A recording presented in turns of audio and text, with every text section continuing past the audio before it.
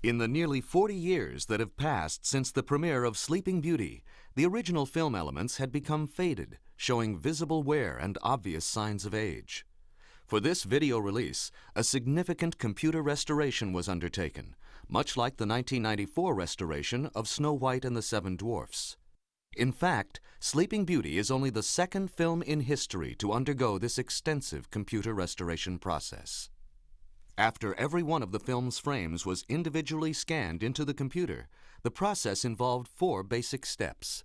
The first step was deflickering. When we viewed the movie, we encountered a flicker problem throughout the entire movie.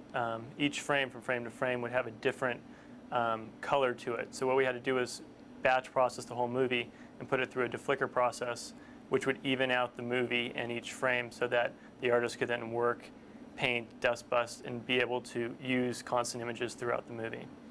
The second process is the rotoscoping process, in which the rotoscopers would essentially cut out each character to protect the characters when we dust busted the backgrounds. The next process is the dust bust process, which includes various steps. The first one is for the dust busters to take the roto that the roto artists gave them to create a clean frame. Essentially what they've done is they've gone and recreated dirt-free backgrounds for each scene of the movie.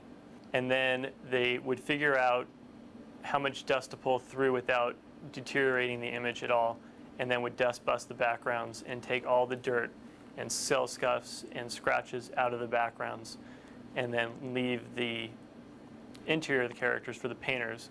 The next step is the painting step, which is the final stop before film out, and each painter would be responsible for anything that wasn't dust busted in the background and the interior of the characters. Finally, the characters were recomposited into their backgrounds. Then each frame was scanned back onto a new film negative before its final transfer to video.